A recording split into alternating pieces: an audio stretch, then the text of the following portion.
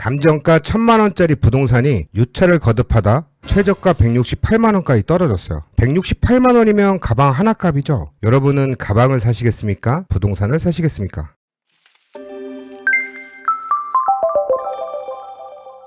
갈피를 못 잡는 투자 방향을 잡아드리겠습니다. 안녕하세요. 부동산학 박사 콕바이오의 공배준입니다. 부모님 세대의 이곳은 대한민국 대표 신혼여행지였어요. 지금도 바로 앞에는 호텔이 영업 중이고 주변에는 콘도, 산업단지, 다양한 시설이 있죠. 그런데 이곳의 부동산이 168만원? 오늘은 경매 기술에 대해서 이야기 드릴 건 아닙니다. 저는 부동산 투자에서 가장 중요한 포인트를 말씀드리려고 해요. 왜 이 물건이 168만원이 됐는지 그 답은 경매 서류 안에서도 건물 안에서도 없습니다. 답은 지역에 있어요. 물건의 위치는 도고예요. 도고하면 떠오르는 거 온천이죠. 아산의 3대 온천, 그리고 이 온천 마을을 살려낸 결정적인 한방 철도예요. 오늘은 이 철도 노선 하나가 지역을 어떻게 살렸고 이설 이후 어떻게 되었는지 이야기를 해보려고 합니다. 이걸 알아야 경매든 매매든 눈에 보이는 가격이 아니라 가치를 판단할 수 있습니다. 자, 그럼 가볼까요? 고고! 전투기가 살아서 돌아왔어요. 총탄 맞고 돌아왔을 거 아니에요. 전문가들이 어떤 생각을 했냐면 이런 데 많이 맞고 있으니 여기를 강화하면 되겠구나. 근데 이 비행기는 뭐예요? 살아 돌아온 비행기잖아요. 죽지 않으려면 어딜 보강해야 되겠어요? 격추된 비행기들은 다 여기 맞고 죽은 거예요. 그러니까 돌아온 비행기들은 여기만 맞았던 거죠. 이런 것들 생존자 편향이라고 해서 전문가들의 의견을 듣다 보면 내가 편향적이게 되어버려요. 이쪽만 가면 다 돈을 벌 수 있어. 이런 느낌들 받게 돼. 제 수업은 저거 사야 돼. 이런 생각은 솔직히 안 들게 하고 싶은 마음이에요. 그게 드는 순간 여러분들 실패할 가능성도 높아지니까.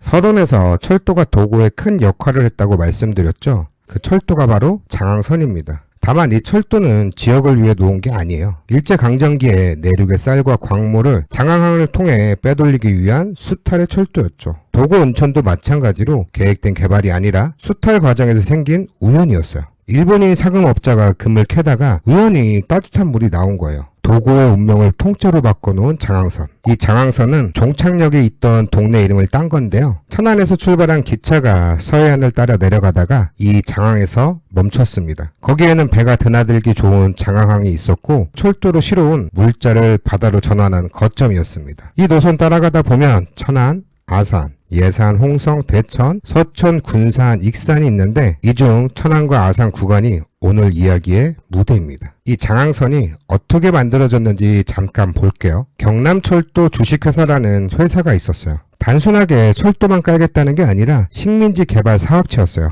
이 회사는 천안의 경부선을 중심으로 두 갈래 철도를 구상하거든요. 하나는 천안에서 남쪽으로 내려가는 충남선, 지금의 장항선이고요. 또 하나는 천안에서 북쪽으로 올라가는 경기선, 안성선이죠. 경부선에서 장항선, 안성선이 만나는 이 구조가 100년 전에 설계됐던 겁니다. 다시 1922년으로 돌아가 볼까요? 장항선은 1922년 6월 1일 천안에서 온양 온천까지 첫 구간이 개통됩니다. 이걸로 서울에서 기차를 타고 온양 온천까지 올 수 있던 길이 열린 겁니다. 천안역을 나온 기차가 세교, 모산, 온양 온천역, 신창, 학성, 선장, 도구를 지나가게 되면서 사람을 실어 날랐어요. 그러면서 사람이 모이고 시장이 서고 시장이 서면서 마을이 커졌죠. 분명 수탈을 위해 놓은 선로였지만 의도와 상관없이 철도역이 마을을 만들어낸 겁니다. 그리고 서론에서 말씀드렸던 도고의 전성기가 와요. 1970년대 파라다이스 도고 호텔이 들어서고 전국 유일의 대규모 유수풀장이 생기면서 신혼부부와 가족 관광객이 전국에서 쏟아졌죠.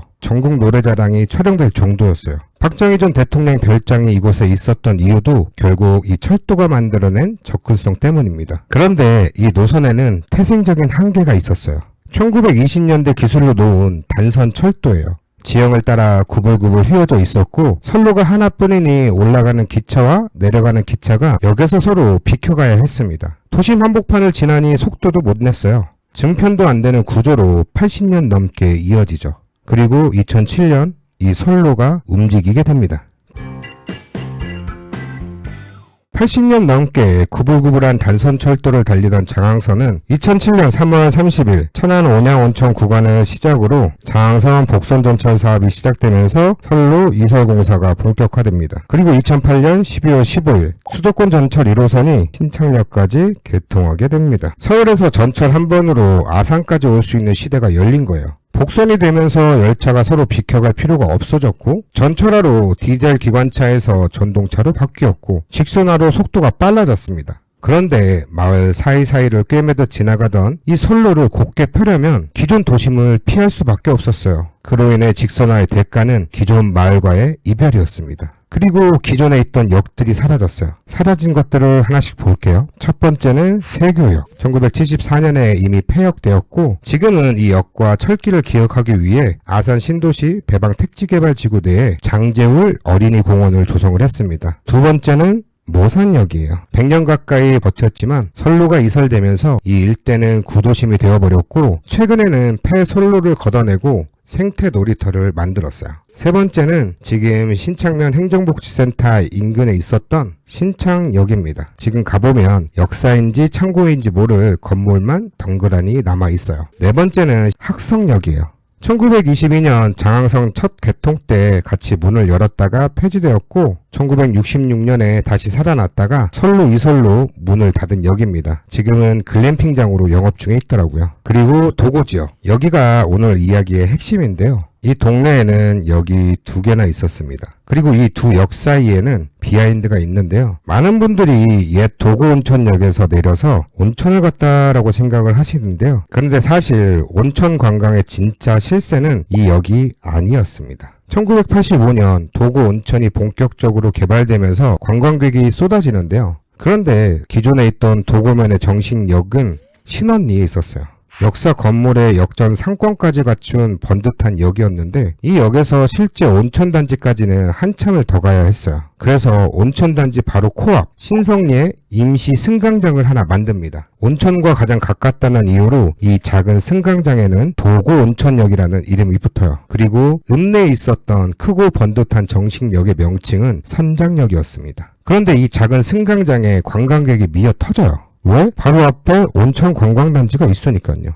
그러자 선장역 쪽에서 불만이 터져요. 우리가 도고면의 중심이고 정식역인데 왜 저 작은 승강장이 도고온천이라는 이름을 쓰냐며 반발을 했었죠. 결국 1992년 온천 앞에 승강장은 선장역이 되었고 읍내에 있는 역은 도고온천역이 돼요. 여하튼 이름을 바꾼 선장역은 온천이 한창일 때 관광객들이 걸어서 온천장까지 갈 수 있던 역이었던 거죠. 하지만 선로가 이설이 되고 도고온천이 침체기에 접어들면서 이 선장역의 말년에는 벌판 한가운데 서 있는 간이역과 역 끝에 이어진 가로수길 때문에 철도와 사진 동호인들의 성지가 됐어요. 지금은 역과 관련된 흔적은 찾아보기 힘듭니다. 그리고 마지막 도고온천역. 선장역이었다가 이름을 가져온 곳이죠. 2007년 장항선 직선화로 도고면 외곽인 시전리로 이전하게 돼요. 마을 한복판에서 민가도 드문 외곽으로 이전하게 된 거죠. 정리하면 이 도고온천역이라는 이름은 신성리에서 신원리로, 신원리에서 시전리로 3번이나 자리를 옮긴 겁니다. 선로가 떠난 자리마다 비슷한 일이 벌어졌어요.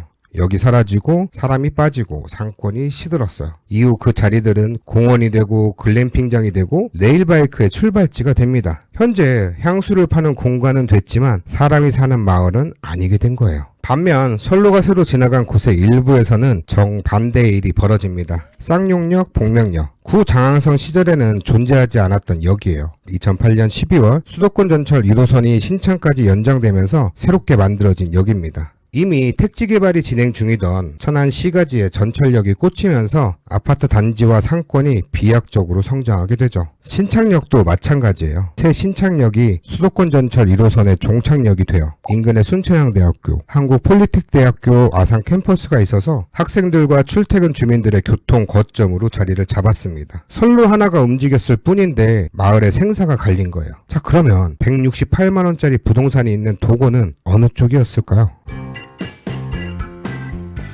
이전 아산의 정체성은 온양온천과 도고온천이라는 관광 자원에 기대어 있었죠. 그런데 이설 이후 그 구조가 완전히 무너졌어요. 구 도고온천역이 상권에서 떨어진 외곽으로 이전하게 되면서 온천을 찾는 관광객의 동선 자체를 끊어버렸어요. 여기서 걸어갈 수 있었던 온천이 이제는 차 없이는 갈 수 없게 되었습니다. 여러분, 처음 보여드렸던 부동산 기억나시나요? 아산시 선장면 신성리, 한국 콘도 100실 중 하나의 지분입니다. 이 콘도 국내 최초의 콘도라는 타이틀을 가진 곳이에요. 그런데 지금은 오랜 경영난과 시설 노후화로 영업이 중단된 상태죠. 건물만 덩그러니 방치되어 있어요. 대한민국 1호 콘도가 감정가 1000만원, 최저가 168만원. 이제 이 숫자가 왜 나왔는지 보이시나요? 이건 건물의 문제가 아니에요. 권리 분석으로도 찾을 수 있는 문제가 아닙니다. 이건 지역의 문제예요. 사람과 돈의 흐름이 이 동네를 떠났기 때문에 168만 원에도 어려운 겁니다. 온천 관광의 쇠퇴와 선로 변경이 이 지역의 운명을 바꿔놓은 거죠. 이런 흐름을 보실 수 있어야 물건의 가치가 보이는 겁니다. 그럼 마지막으로 처음 질문으로 돌아가 볼게요. 가방이냐 부동산이냐? 여러분들은 무엇을 사실 겁니까? 저는 가방을 사는 게 더 좋아 보이네요.